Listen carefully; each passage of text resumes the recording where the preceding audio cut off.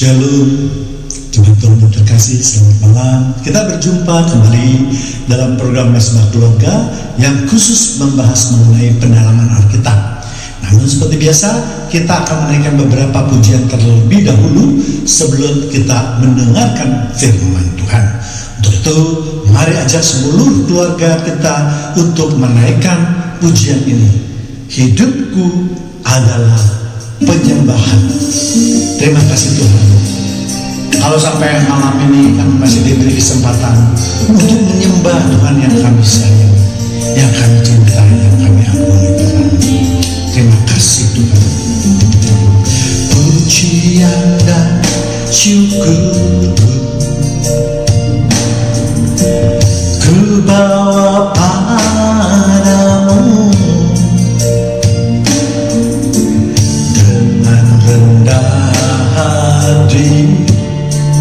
Ku persembahkan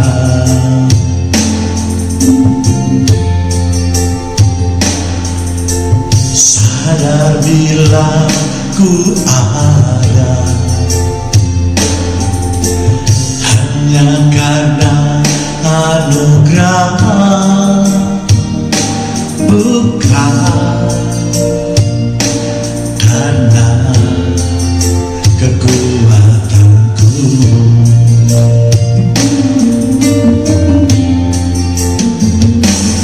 Ku tahu hidupku adalah penyembahan. Kau ciptakanku dalam kemuliaan-Mu.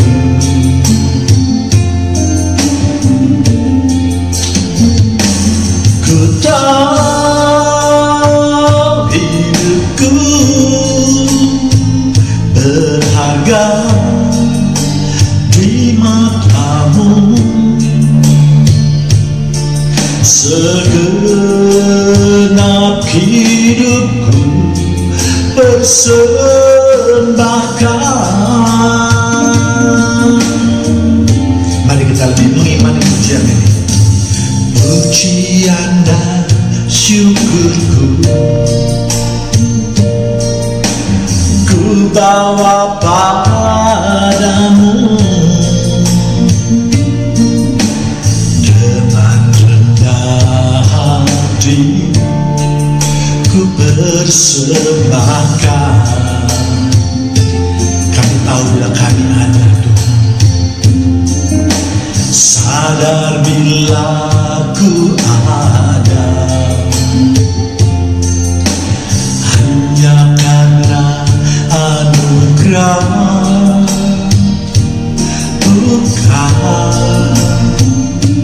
karena kekuatanku. Ku tahu Tuhan, ku tahu hidupku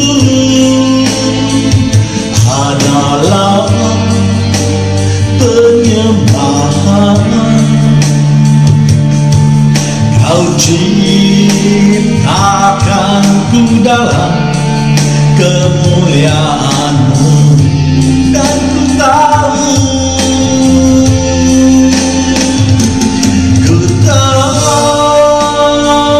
hidupku berharga di mata-Mu. Segenap hidupku persembahkan. Segenap hidupku persembahkan. Kami mau lebih dalam lagi Tuhan. Adalah kerinduan kami pada malam hari ini Tuhan, untuk menyukakan hati Tuhan, memuji Engkau Tuhan. Sungguh besar setiamu, sungguh besar setiamu, Nyata di sepanjang hidupku, caramu telah layakkan kehidupanku.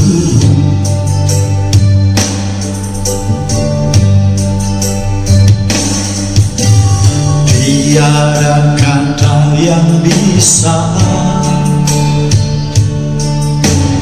lukiskan indahnya Kau Tuhan.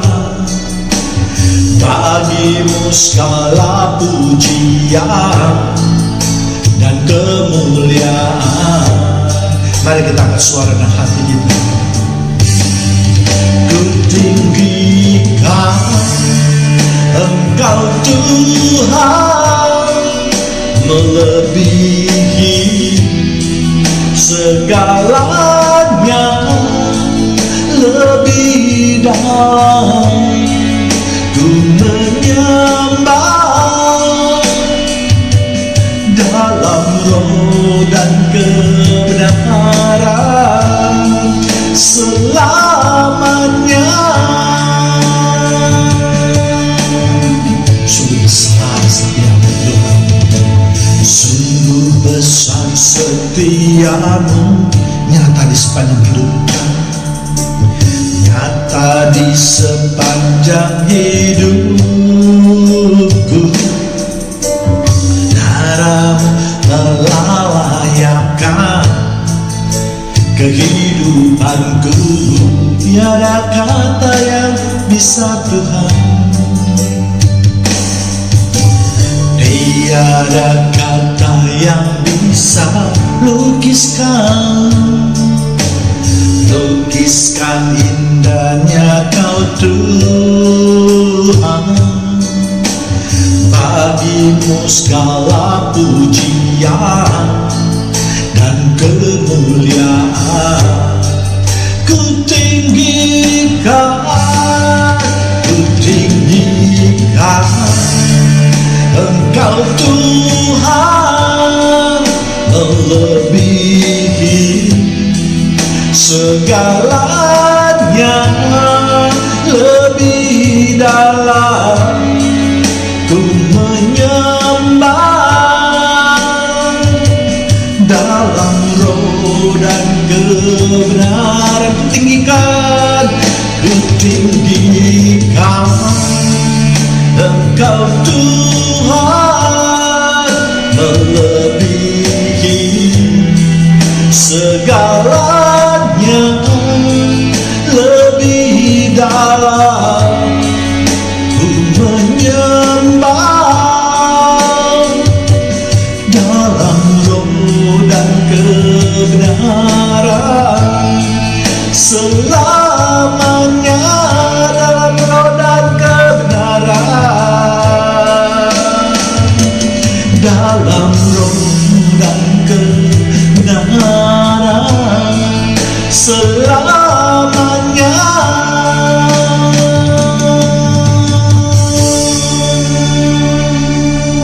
Shalom, selamat malam jemaat Tuhan yang terkasih. Kita berjumpa kembali dalam program Mesbah Keluarga yang khusus membahas mengenai pendalaman Alkitab. Dan pada malam hari ini kita sama-sama akan belajar suatu topik yang saya beri judul, apakah benar Saulus adalah anggota Sanhedrin? Ya, seperti kita ketahui bahwa dengan dasar inilah makanya Bapak Basuki Cahayapurnama mengambil suatu kesimpulan bahwa Saulus pernah menikah. Dan ini adalah bagian kedua dari serangkaian firman Tuhan yang berjumlah 6 sesi, ya. Namun seperti biasa kita akan berdoa terlebih dahulu. Bapa yang di surga, terima kasih Bapa atas penyertaan Bapa sepanjang hidup kami dan sepanjang hari ini. Terima kasih juga Tuhan atas semua berkat yang telah Tuhan sediakan untuk kami. Malam ini kami mau mendengarkan kebenaran firman Tuhan. Jamah dan lawat kami agar kami dapat diberi pengertian yang mendalam mengenai kebenaran atas firman-Mu. Engkau yang berfirman dan mengambil alih pada waktu pemberitaan firman Tuhan. Di dalam nama Tuhan Yesus kami sudah berdoa dan mengucapkan syukur. Mari sama-sama yang siap untuk menerima kebenaran firman Tuhan, kita katakan amin. Baik, kita akan segera membahas mengenai pembahasan yang kita saksikan, yang akan kita bahas ini ya. Kita semua tahu latar belakang daripada Saulus ya, karena di Alkitab juga dijelaskan mengenai kehidupan Saulus. Saulus itu lahir di Tarsus, sebuah kota terkemuka di zaman itu, yaitu di wilayah Kilikia ya. Nama pertamanya adalah Saulus, itu diambil dari nama bahasa Ibrani, tetapi setelah bertobat, setelah dijamah oleh Tuhan Yesus, maka Saulus berubah menjadi Paulus, yaitu dalam bahasa Yunani ya. Ia berasal dari suku Benyamin, tetapi ia juga memiliki kewarganegaraan Roma dan seterusnya ya, dapat kita baca dalam Alkitab semuanya ya. Dan Saulus menerima didikan menurut adat istiadat Yahudi yang keras ya. Pada usia 13 tahun ya, orang tuanya mengirimkan Saulus ke Yerusalem untuk memperdalam sekolah Tauratnya dan membekali dirinya untuk menjadi seorang rabi. Dan ia belajar di bawah pimpinan guru besar yang sangat terkenal pada waktu itu, yaitu Gamaliel ya. Kisah Para Rasul 22 ayat 3. Aku adalah orang Yahudi, lahir di Tarsus di tanah Kilikia, tetapi dibesarkan di kota ini, dididik dengan teliti di bawah pimpinan Gamaliel dalam hukum nenek moyang kita, sehingga aku menjadi seorang yang giat bekerja bagi Allah, sama seperti kamu semua pada waktu ini. Jadi beberapa waktu yang lalu kita telah belajar mengenai tahapan-tahapan anak-anak Yahudi yang belajar agama ya. Umur 12 sampai 13 tahun mereka akan masuk ke sekolah yang bernama Talmud, yaitu mulai berdiskusi, berargumentasi dengan ahli-ahli kitab ya. Karena memang pada umur-umur itulah mereka sudah diajarkan untuk berpikir kritis. Inilah bedanya hukum di dalam agama Kristen dengan hukum agama lain. Di agama lain tidak boleh diperdebatkan. Pokoknya apa yang tertulis di dalam kitab suci mereka, ya mereka harus patuhi. Tetapi tidak di dalam kekristenan. Di kekristenan kita diajak untuk berpikir kritis, berpikir logika dan seterusnya. Dan kita juga tahu Gamaliel itu adalah seorang guru besar yang fanatik ya. Dikatakan pada ayat tersebut, kalimat itu adalah dididik dengan teliti ya. Artinya Saulus diajar dengan ketat untuk hidup menurut hukum Taurat. Tidak ada yang boleh dilewati, tidak boleh ada yang tidak dimengerti dan seterusnya. Tindak tanduk daripada Saulus diamati apakah sesuai dengan hukum Taurat ya, sehingga ketika besar Saulus tidak heran akan menjadi seorang Yahudi dengan garis keras. Saulus mengatakan bahwa dia hidup sebagai orang Farisi menurut mazhab yang paling keras. Artinya Saulus adalah seorang Farisi yang fanatik, atau bahkan mungkin boleh dikatakan radikal ya. Dia akan menuruti semua perintah yang tertulis di dalam hukum Taurat, apapun resikonya ya. Kisah Para Rasul 26 ayat 5. Setelah lama mereka mengenal aku, dan sekiranya mereka mau, mereka dapat memberikan kesaksian bahwa aku telah hidup sebagai seorang Farisi menurut mazhab yang paling keras dalam agama kita ya. Arti mazhab adalah orang-orang yang selalu mengikuti hukum agama, atau orang-orang yang sepaham pemikirannya dengan melakukan teori-teori atau apa yang tercatat di dalam kitab suci mereka. Artinya Saulus ini akan melakukan apapun juga yang diperintahkan oleh Tuhan atau hukum Taurat. Dan ini banyak orang yang sudah melihatnya, sehingga dikatakan jika mereka mau maka mereka dapat memberikan kesaksian ya. Bahkan Saulus berani mengatakan bahwa dia juga tidak bercacat di dalam hukum Taurat ya. Filipi 3 ayat 6, tentang kegiatan aku penganiaya jemaat, tentang kebenaran dalam mentaati hukum Taurat, aku tidak bercacat. Ya, lagi-lagi Saulus dengan terang benderang menyatakan dirinya sebagai penganut garis keras dalam agama Yahudi, dan dia juga menyatakan kegiatannya, ya, apa yang dilakukan dalam kehidupannya itu, ya, adalah menganiaya jemaat orang Kristen, ya, dan juga dia menyatakan dirinya bisa menjalankan sepenuhnya hukum Taurat. Jadi kalau ada pengkhotbah-pengkhotbah yang mengatakan bahwa tidak ada manusia di dunia ini, siapapun yang bisa menjalankan hukum Taurat, tapi Alkitab menyatakan hal yang berbeda. Bahkan 3 orang dinyatakan Alkitab sebagai orang yang tidak bercacat di dalam menjalankan hukum Taurat, ya. Sehingga nanti kita akan melihat bahwa Saulus tidak akan ragu untuk membunuh orang-orang Kristen atau menganiaya orang-orang Kristen, karena dia menganggap agama Kristen itu menghina Allah dan merusak agama Yahudi, ya. Jadi dengan kriteria tersebut jelas Saulus merupakan orang yang sangat cocok untuk diangkat menjadi anggota Sanhedrin, dan ini juga merupakan impian bagi banyak remaja orang-orang Yahudi pada waktu itu, karena anggota Sanhedrin itu merupakan suatu gengsi buat mereka, ya, yaitu mereka akan masuk ke dalam golongan yang ketiga, ya. Kita sudah pelajari dengan video sebelumnya, ya, yaitu mereka yang cukup muda dan energik untuk melaksanakan keputusan atau hukuman yang telah diambil oleh Sanhedrin, ya. Lalu apa buktinya Saulus adalah anggota Sanhedrin? Kisah Para Rasul 22 ayat 3. Aku adalah seorang Yahudi, lahir di Tarsus di kota Kilikia, tetapi dibesarkan di kota ini, dididik dengan teliti di bawah pimpinan Gamaliel dan hukum nenek moyang kita, sehingga aku menjadi seorang yang giat bekerja bagi Allah sama seperti kamu semua pada waktu ini, ya. Kita semua tahu bahwa ayat tadi menceritakan ketika Saulus sedang diadili oleh mahkamah agama di bawah pimpinan imam besar, yaitu Ananias, ya. Dan kalimat aku menjadi seorang yang giat bekerja bagi Allah, kalimat ini bisa diartikan atau bisa ditafsirkan Saulus itu dahulunya ada sangat rajin untuk melakukan pengejaran-pengejaran atau penghukuman bagi mereka yang dianggap menghina Allah, ya. Sehingga kita juga tahu Saulus ini telah banyak membunuh orang-orang kudus, salah satunya yaitu Stefanus, ya,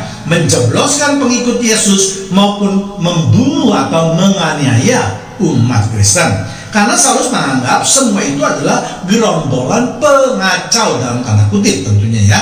Dan ini bagi Saulus merupakan pekerjaan untuk Allah, ya. Sedangkan kalimat selanjutnya itu sama seperti kamu semua pada waktu ini, artinya Saulus mempersamakan atau mengingatkan kepada anggota mahkamah agama bahwa dulu sebelum mereka Saulus itu berpindah menjadi Paulus, juga seperti mereka, Saulus juga merupakan bagian daripada mereka, yaitu anggota Sanhedrin, ya. Hal lain yang juga membuktikan Saulus adalah anggota mahkamah agama, yaitu di Kisah Para Rasul 26 ayat 10. Hal itu dilakukan juga di Yerusalem. Aku bukan saja telah memasukkan banyak orang kudus ke dalam penjara setelah aku memperoleh kuasa dari imam-imam kepala, tetapi aku juga setuju jika mereka dihukum mati. Di dalam terjemahan King James Version, saya setuju itu ditulis dengan I gave my voice, ya. Jadi kalau Saulus bukan anggota Sanhedrin atau mahkamah agama, suara yang dia berikan dari kelompok mana dan untuk keperluan apa? Ya, jelas Saulus adalah anggota Sanhedrin, karena sewaktu menjatuhkan hukuman bagi orang Kristen, dia memberikan suaranya sebagai tanda setuju di dalam mahkamah agama. Ya, tadi sudah saya katakan bahwa keputusan di mahkamah agama atau Sanhedrin itu bersifat voting atau suara terbanyak, walaupun para tua-tua maupun mantan imam agung itu mempunyai pengaruh yang luar biasa besarnya, ya.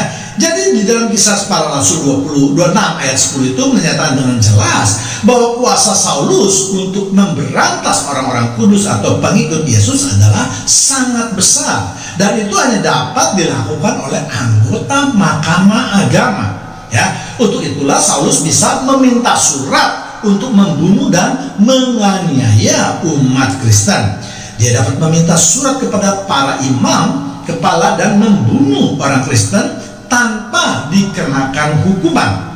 Yang menjadi pertanyaan, mengapa Saulus bisa meminta surat dan kepercayaan untuk membunuh orang Kristen dan menjebloskan mereka serta tanpa dikenakan sanksi?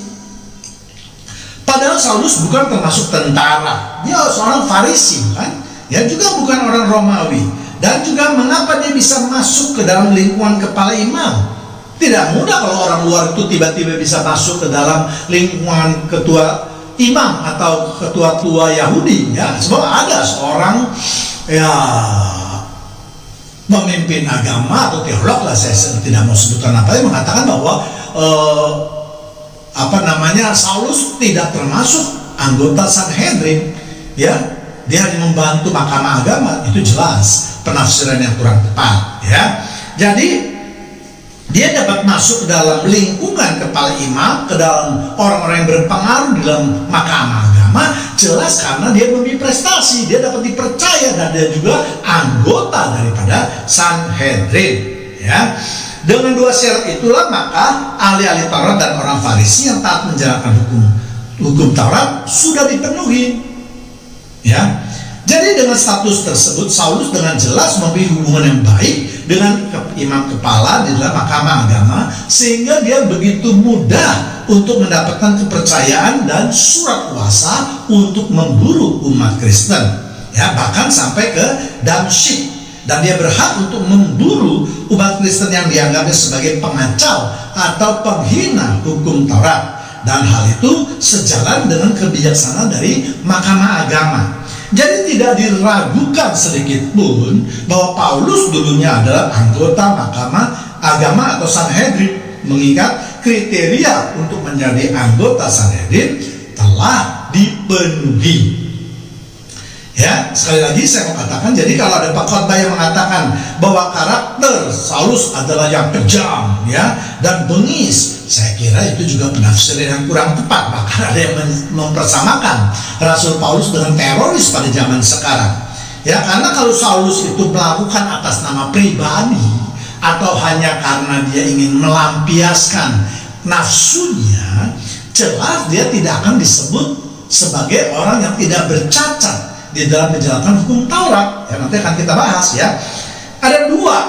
Kalau Saulus mengadakan pekerjaan itu tersebut di luar daripada mahkamah Sanhedrin, maka dia memiliki dua lawan yang kuat. Yang pertama yaitu mahkamah agama sendiri, ya, karena dia bisa dianggap mencampuri urusan yang menjadi wewenang Sanhedrin. Ya, karena kita lihat dalam banyak cerita, termasuk cerita Yesus dan Paulus ketika diadili, semua permasalahan agama itu dibawa kepada ketuanya, imam-imam kepala dan ahli-ahli Taurat. Ya, karena orang Yahudi percaya bahwa mereka adalah paling tepat pemimpin yang bisa memutuskan segala permasalahan yang mengenai agama. Yang kedua yaitu Saulus akan ditangkap oleh tentara Romawi karena tidak boleh membunuh orang sembarangan tanpa izin dari kerajaan Romawi. Kita juga melihat dalam kasus Yesus dan Paulus, mereka dibunuh, bahkan sampai dibawa kepada raja yang berkuasa pada waktu itu. Dan hal lain juga kalau Saulus membunuh karena karakter yang jelek, maka jelas dia bukan orang Farisi yang tidak bercacat. Karena membunuh itu dilarang, dan itu ada di perintah ke-7 dari 10 perintah Allah. Dan dia sebagai orang yang taat dalam hukum Taurat tentu tidak akan berani melanggar hukum Tuhan. Lalu ternyata dia kan juga membunuh, ya, karena mempunyai landasan hukum yang berbeda. Ya, dia membunuh, menganiaya, tetapi landasannya hukumnya berbeda, ya, bukan karena dia jelek akhlaknya. Saulus baik membunuh ataupun menganiaya umat Kristen karena ia mendapat perintah dari mahkamah agama yang berpendapat ajaran Kristen pada waktu itu bisa dianggap sekte, ya, atau bahasa kasarnya ya dianggap ajaran sesat bagi orang Yahudi. Ya, karena itulah maka kepala agama Kristen yang disebut dengan Yesus yang menganggap dirinya sang Mesias Ya, demikian juga pengikutnya. Dan ini di mata Mahkamah Agama merupakan perbuatan yang menghujat Allah, ya, dan tidak dapat diampuni, ya, sebab dalam hukum Taurat menghujat Allah adalah dosa yang tidak mendapat pengampunan. Di samping itu tentunya ada kekhawatiran daripada mereka akan pengaruh agama Kristen di dalam masyarakat orang Yahudi, ya. Jadi kesimpulannya jelas bahwa Saulus memang tidak diragukan lagi sebagai anggota Sanhedrin atau Mahkamah Agama pada waktu itu, ya. Demikianlah penjelasan pemberitaan firman Tuhan yang dapat saya sampaikan pada kesempatan ini, dan kita kembali akan berjumpa dalam program yang sama dengan topik lanjutan, yaitu apakah Rasul Paulus pernah menikah, ya. Sebelumnya mari kita berdoa terlebih dahulu lagi, ya.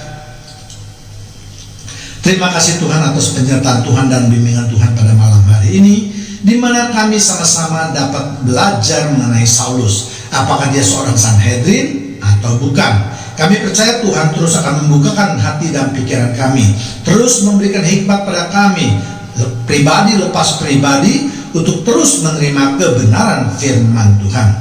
Terima kasih Bapa yang di surga, terima kasih Tuhan Yesus, terima kasih Tuhan Roh Kudus. Dalam nama Tuhan Yesus kami sudah berdoa dan mengucapkan syukur. Haleluya. Amin. Kita baru saja mendengarkan pemberitaan firman Tuhan. Untuk itu kini saatnya kita mulai menyembah kembali. Kita siapkan hati dan pikiran kita. Kita angkat satu pujian, kemenangan terjadi di sini.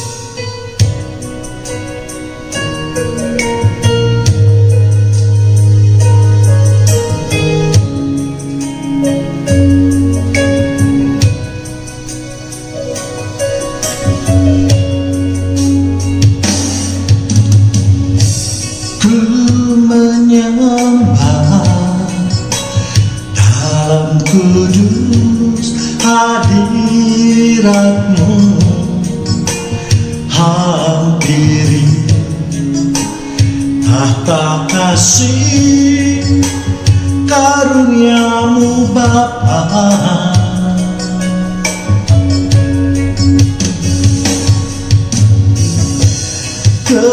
Kekuatanku hanya dalam hadirat-Mu, Yesusku. Hanya Kaulah segalanya.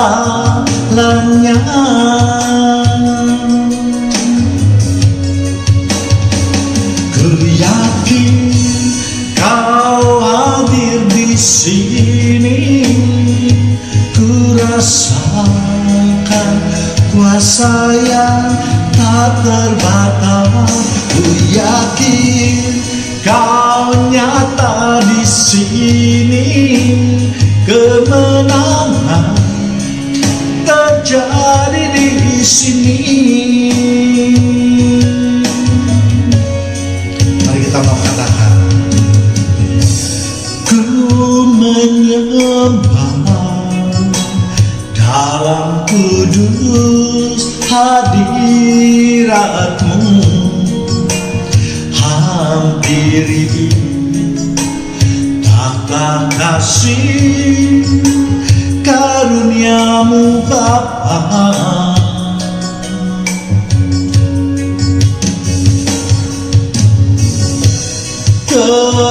Kekuatanku hanya dalam hadirat-Mu, Yesusku. Hanya Kaulah segalanya. Ku yakin, ku yakin Kau hadir di sini. Ku rasakan kuasa yang tak terbatas. Ku yakin Kau nyata di sini. Kemenangan terjadi di sini. Ku yakin Kau rasakan kuasa yang tak terbatas. Ku yakin Kau nyata di sini, kemenangan terjadi di sini, kemenangan terjadi di sini. Kita sudah berada di penghujung ibadah Mesbah Keluarga pada malam hari ini. Inilah pujian terakhir, ku percaya janjimu.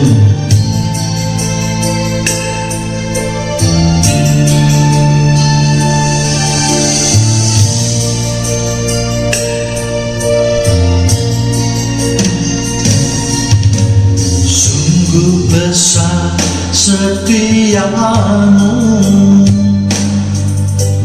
Kau nyatakan bagiku. Kau Bapa yang selalu mengerti isi hatiku. Kemuliaan-Mu Kau janjikan, aku tetap percaya, ku percaya janji-Mu ajaib terukir dalam kehidupanku. Ku berserah di dalam kekuatan-Mu, ku percaya.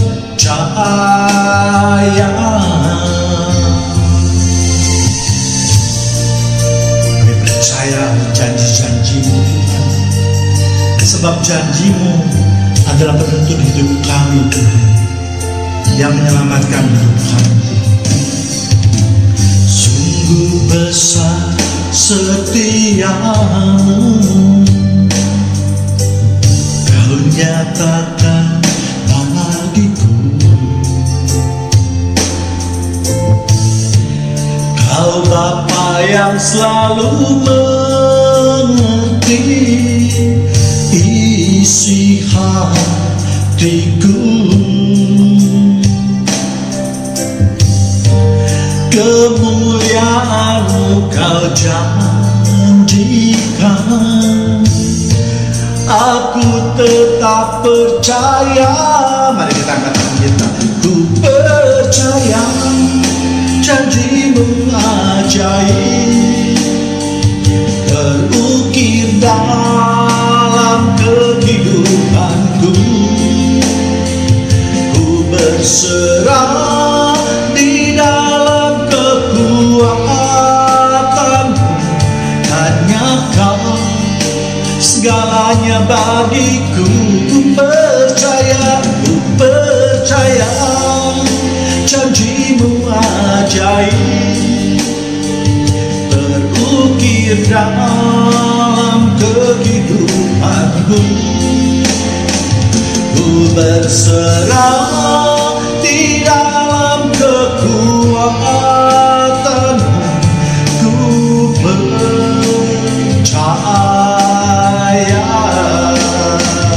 Ku berserah di dalam kekuatan-Mu, ku percaya.